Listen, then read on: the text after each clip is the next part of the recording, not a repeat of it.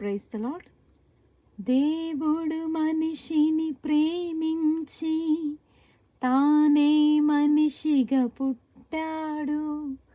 పాపుల రక్షణ పరమార్థమున సిలువ మ్రానుపై బలి అయినాడు.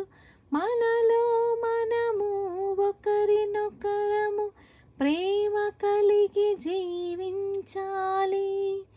ప్రేమను మించిన దైవము లేదని జగమంతా చాటించాలి.